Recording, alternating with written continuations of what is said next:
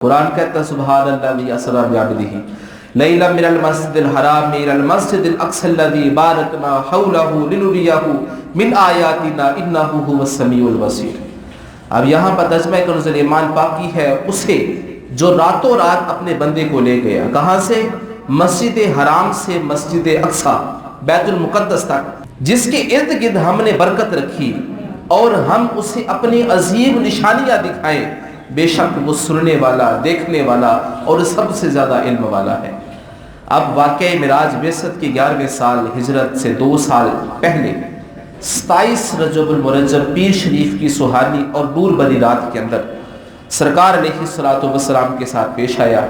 سرکار علیہ الصلوۃ والسلام نماز عشاء ادا کرنے کے بعد اپنی چچا زاد بہن ام ہانی رضی اللہ تعالی عنہ کے گھر میں تشریف فرما تھے، آرام فرما رہے تھے کہ دولت خانہ اقدس کی مبارک چھت کھلی تو جبرائیل امی علیہ الصلوۃ والسلام نیچے حاضر ہوئے۔ آپ صلی اللہ علیہ وآلہ وسلم کو ام ہانی کے گھر سے مسجد حرام میں لا کر حتیم کے اندر لٹا دیا گیا۔ ابھی پیارے آقا صلی اللہ علیہ وآلہ وسلم یہیں کعبہ میں کروٹ کے بل لیٹے ہوئے تھے تو آپ صلی اللہ علیہ وآلہ وسلم پر اونگ کا اثر باقی تھا، یعنی کہ ابھی حالت نیند کے اندر تھے۔ تو جبرائیل امی علیہ الصلوۃ والسلام پھر حاضر ہوئے۔ اس بار انہوں نے آپ صلی اللہ علیہ وآلہ وسلم کے جو سینہ پاک ہے، سینہ پاک کو ہنسلی کی ہڈی سے لے کر پیٹ کے نیچے تک چاک کیا۔ سرکار علیہ الصلوۃ والسلام کو جو دل مبارک تھا انہیں شان اور شوکت کے ساتھ باہر نکالا گیا۔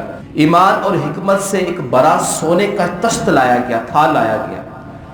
حضرت جبرائیل امی علیہ الصلوۃ والسلام نے پیارا آقا علیہ الصلوۃ والسلام کی قلب اطہر کو آب زمزم سے پہلے غسل دیا اور پھر ایمان اور حکمت سے بھر کر واپس اسی جگہ پر رکھ دیا۔ پھر فرمایا کہ اس کے بعد آپ صلی اللہ علیہ وآلہ وسلم کی بارگاہ اقدس کے اندر سواری کے لیے وہ جو جانور جسے براق کہا جاتا ہے، اس کے بارے میں آتا ہے کہ وہ گدھے سے بڑا ہوتا ہے اور کھچر سے چھوٹا ہوتا ہے۔ تو وہ سفید کلر کا وہ حاضر کیا گیا جسے براق کہتے ہیں۔ اس پر زین کسی ہوئی تھی، لگام پڑی ہوئی تھی اور اس کی رفتار کا عالم یہ تھا کہ تا حد نگاہ، جہاں تک انسان کی نگاہ جاتی ہے، نگاہ کی حد جاتی ہے، وہاں تک اس کا ایک قدم ختم ہوتا ہے۔ اور پھر اس کے اندر سرکار علیہ الصلوۃ والسلام سوار ہوئے اور وہ براق دیکھیں کہ جو سرکار علیہ الصلوۃ والسلام کی بارگاہ کے اندر پیش کیا گیا۔ اس براق کے بارے میں آتا ہے کہ جب اونچائی کو چڑھتا تھا تو جو اس کے اگلے 2 ٹانگیں ہیں وہ چھوٹی ہو جایا کرتی تھی، اور جب نیچے کو اترتا تھا تو پھر جو اس کی اگلی ٹانگیں ہیں وہ لمبی ہو جایا کرتی تھی، پچھلی ٹانگیں چھوٹی ہو جایا کرتی تھی، تاکہ سرکار علیہ الصلوۃ والسلام کو اس براق کے اوپر مشقت محسوس نہ ہو۔ سرکار علیہ الصلوۃ والسلام نے جب ارادہ فرمایا اس کے اوپر تشریف فرما ہونے کا، اب یہ روایتوں کے اندر چیز موجود ہے، اب وہ براق دیکھیں کہ جسے جانور کہا گیا، جانور سے تشبیہ دی گئی نا، اس کے بارے میں آتا ہے کہ جب اسے پتہ لگا نا کہ سرکار علیہ الصلوۃ والسلام میرے اوپر تشریف فرما ہونے لگی ہیں تو اسے خوشی اتنی تھی، وہ خوشی سے کودنا شروع ہو گیا، اچھلنا شروع ہو گیا، اسے خوشی بہت زیادہ ہو رہی تھی۔ تو پھر جبرائیل امی علیہ الصلوۃ والسلام نے اپنا ہاتھ اس کی گردن کے بالوں کے اوپر رکھا اور فرمایا کہ تجھے حیا نہیں آتی؟ تیرے اوپر سرور کائنات جو ہے وہ سوار ہونے والے ہیں۔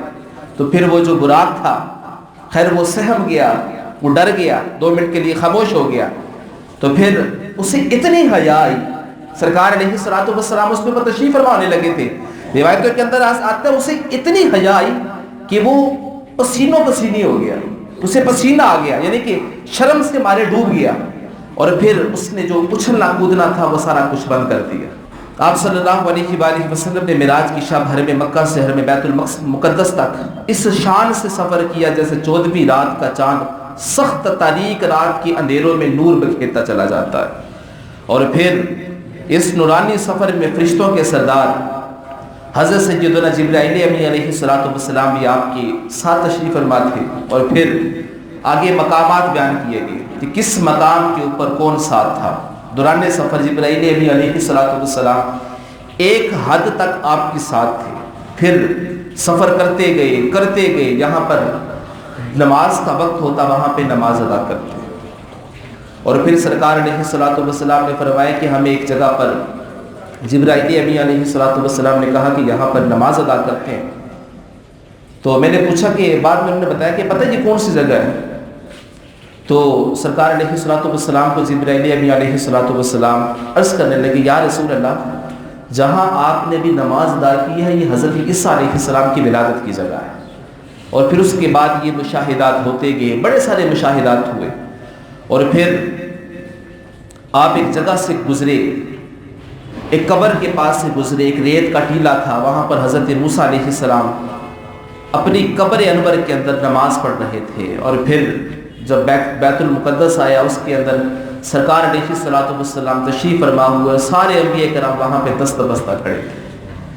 اور پھر بڑے بڑے انبیاء کرام حضرت عیسیٰ علیہ السلام, حضرت ابراہیم علیہ السلام, حضرت موسیٰ علیہ السلام, حضرت داؤد علیہ السلام, یہ ان کی شان الگ ہے نا, یہ بڑے بڑے اللہ تبارک و تعالیٰ کے خاص بندے ہیں, یہ اگلی صف کے اندر کھڑے تھے. تو سرکار علیہ الصلوۃ والسلام بھی صف کے اندر کھڑے ہو گئے, تو ایک دوسرے کو آگے کرنا چاہا, لیکن سب نے کہا کہ آج ہم سب آپ کے پیچھے دست بستہ کھڑے ہیں. پھر جبرائیل امین علیہ الصلوۃ والسلام نے سرکار علیہ الصلوۃ والسلام کا ہاتھ پکڑ کر آپ کو آگے کیا, اور سرکار علیہ الصلوۃ والسلام نے پھر اس دن سب کی امامت کر, پھر جتنے بھی انبیاء کرام تھے سب نے اپنے اپنے خطبے کیے. حضرت ابراہیم علیہ السلام کہنے لگے الحمدللہ الذی اتخذ ابراہیم خلیلا وآتانی ملکا عظیما وجعلنی امتا, یعنی کہ اپنی اپنی شان بیان کی, فرمایا کہ اللہ تبارک و تعالیٰ نے مجھے یہ عطا فرمایا, مجھے یہ عطا فرمایا. اور اس کے بعد جب سرکار علیہ الصلوۃ والسلام کی باری خطبہ دینے کی, فرمایا کہ الحمدللہ الذی ارسلنی رحمتا للعالمین وکافۃ للناس بشیرا ونذیرا وانزل علی الفرقان فیہ تبیان.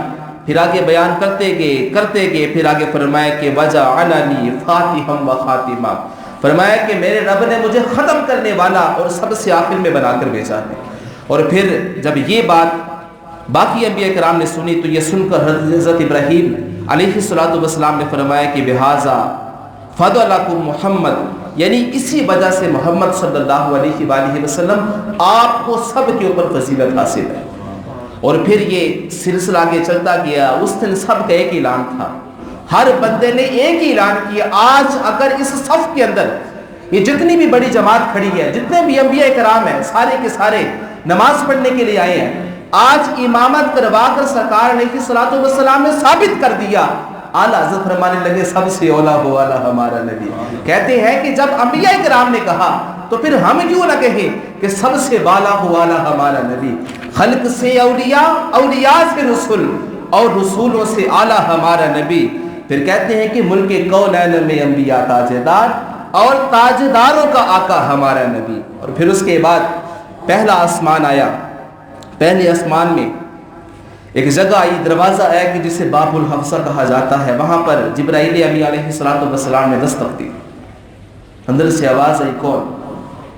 جبرائیل امین علیہ الصلوۃ والسلام نے فرمایا کہ میں ہوں. اور پھر آگے سے انہوں نے کہا کہ آپ کے ساتھ کون ہے؟ فرمایا کہ میرے ساتھ سرکار علیہ الصلوۃ والسلام ہے. تو پھر اندر سے آواز آئی مرحبا بہ فنعم المجیء جاء, تمہارے ساتھ آنے والا کتنا ہی اچھا ہے, اہلا وسہلا مرحبا. پھر ایک ایک جو آسمان تھا اس کے اوپر جاتے, اور پھر وہاں پر جو بھی آگے سے ملتا اسے سلام کرتے, وہ بڑے ادب کے ساتھ پیش آتے.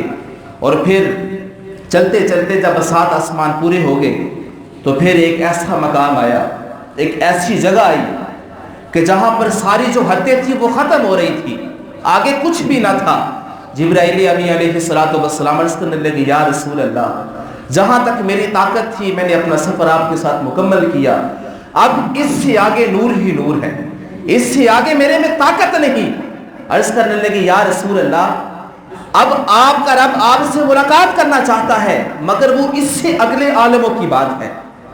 یا رسول اللہ, اب اس سے آگے ہماری طاقت نہیں. وہ کہتے ہیں نا اس سے آگے جائیں تو جل جائیں پر جبریل کے, اس سے آگے جانا دیکھا سرکار کے نالین کا. اور پھر سرکار علیہ الصلوۃ والسلام اس سے آگے, جسے کہتے ہیں نا کہ وہ جہاں پر حدیں ختم ہو گئی, جہاں پر پیمانے ختم ہو گئے, جہاں پہ نور ہی نور تھا, سرکار علیہ الصلوۃ والسلام اپنے رب سے ملنے پھر اس نور کے اندر چلے گئے. اعلیٰ حضرت سے کہتے ہیں وہ سرور کشور رسالت جو عرش پر جلوہ گر ہوئے تھے, نئے نرالے طرب کے ساما عرب کے مہمان کے لیے تھے. کہتے ہیں یہ جو رنگینیاں تھی، یہ جو سب کچھ سجایا گیا تھا اس دن، کہتی ہے کہ یہ سارا کچھ، یہ جتنا بھی ساز و سامان کیا گیا، یہ سارا کا سارا سرکار علیہ الصلوۃ والسلام اس دن تشریف فرما ہو رہے تھے، ان کی مہمانی کے لیے کیا گیا تھا۔